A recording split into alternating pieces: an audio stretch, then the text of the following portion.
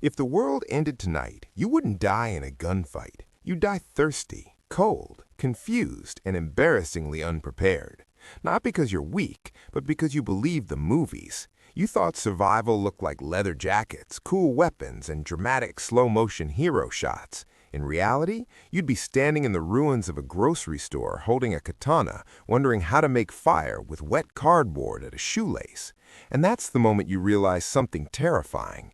You don't know how to stay alive without electricity. Good news? Almost nobody does, but by the end of this video, you will. Skill 1, fire starting, or how not to become a frozen monument to your own incompetence. Day 3 of the collapse, temperatures dropping. You're shivering inside what used to be a Starbucks, surrounded by useless espresso machines. Your lighter is dead. Your matches got soaked when you fell into that drainage ditch running from people who weren't friendly. Fire isn't just warmth. Fire is cooked food that won't give you parasites. It's purified water that won't turn your intestines into a rebellion. It's the difference between sleeping and becoming a popsicle full of regrets. Method 1, the bow drill. Dry softwood board, willow, cedar, whatever the dead forest offers. Carve a notch near the edge, harder stick for a spindle, a bow from a curved branch and cordage, shoelace, bark fiber, those designer sweatpants now promoted to expensive rags. Wrap the string around the spindle, press down with a socket, a rock, a shell, anything. Saw back and forth like your life depends on it, because it does. Friction makes heat, heat makes an ember, ember meets dry grass, grass becomes fire. The first 50 tries give you blisters and despair. Try 51 feels like discovering electricity. Method 2, hand drill. Same principle, more pain, no bow, just palms and stubbornness. Your hands will hate you, but when there's no cordage, this is survival. Method 3, flint and steel. Scrape a ferro rod with a knife spine or sharp edge, sparks into char cloth or tinder. No ferro rod? Actual flint and high-carbon steel still work. The science is simple. Friction creates heat. Heat creates combustion. Combustion creates the only friend that won't betray you. Fire doesn't judge. Fire just burns. Skill 2, water purification. Because clear water is a beautiful, sparkling liar. That crystal stream, it's trying to kill you. Giardia, Cryptosporidium, E. coli, invisible assassins waiting to turn your digestive system into a war zone. Dehydration kills in days. Contaminated water kills slower with more suffering. Method 1, boiling. A rolling boil for 1 minute. 3 at altitude because physics is petty. Bacteria, viruses, parasites, dead. No pot? Heat stones in a fire until they're screaming hot. Drop them into a container of water. The water boils, pathogens die, you live. Method 2, solar disinfection. Clear plastic bottles, direct sunlight, a reflective surface, 6 hours minimum. UV radiation scrambles microbial DNA so they can't reproduce. Science quietly saves your life. Method 3, filtration plus purification. Layer gravel, sand, and charcoal in a container with holes. Pour water through. It looks cleaner, but it's not safe yet. Always boil afterward. Method 4, solar still. Dig a hole. Container in the center. Clear plastic over the top weighted in the middle to create a drip point. Seal the edges with dirt. The sun heats the ground. Moisture evaporates, condenses, and drips clean into your container. Slow, but magical when there's no water source.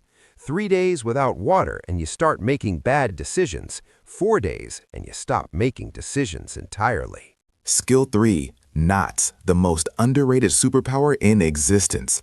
Your neighbor spent years collecting tactical gear, night vision, body armor, and enough knives to open a museum of poor decisions. Know what he can't do? Tie a bowline under pressure. When his shelter collapses in the first storm, when his snare falls apart, all that gear becomes a memorial to misplaced priorities. Knots are engineering. Knots are the difference between shelter and a pile of sticks. Bowline, fixed loop, won't slip, won't jam. Perfect for rescue, loads, anchors. Learn it until you can tie it in the dark with numb fingers while something is chasing you. Clove hitch, fast, adjustable, perfect for starting lashings. Taut line hitch, adjustable tension for tent lines or anything that needs tightening without retying. Square lashing, how you build. 2 poles, right angles, wrapped in a pattern that makes the joint stronger than the materials. Trucker's hitch, mechanical advantage in rope form. A pulley system without a pulley. Practice until they're muscle memory. Your brain will be busy panicking. Let your hands work automatically. Rope is reusable engineering. Skill 4, basic first aid. Your body is now a machine with no warranty and no repair shop. That small cut, old world inconvenience. New world audition for infection. Infection auditions for sepsis. Sepsis wins. There are no hospitals, no pharmacies, no doctors who aren't also trying to survive. Wound care. Clean it like your life depends on it, because it does. Boiled, cooled water. Remove debris. Close with improvised butterfly bandages if needed. Watch for infection, spreading redness, heat, swelling, pus. Red streaks toward the heart mean blood poisoning. Fever means systemic infection. You need antibiotics or a miracle. Splinting. Immobilize with sticks or boards padded with cloth. Splint the joint above and below the break. Don't reset bones unless you truly know how. Bleeding control. Direct pressure. Hard. Long. Don't peek. Elevate if possible. Tourniquets save lives, but may cost limbs. Burns. Cool water, not ice. Cover with clean cloth. Don't pop blisters. The human body is incredibly resilient and incredibly fragile at the same time. Learn the boundaries. Skill 5, shelter building. Hypothermia doesn't require snow.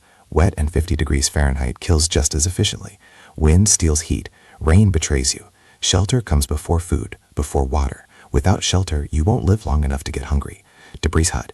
Ridgepole, ribs of sticks, then 2 feet of leaves, grass, pine needles. Stuff the inside. Your body heat warms the small space.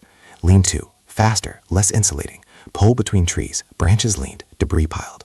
Opening away from wind. Fire in front to reflect heat. Snow cave. Snow insulates. Interior stays around 32 degrees Fahrenheit. Entrance slopes upward to a sleeping platform. Ventilation hole mandatory. CO2 kills silently.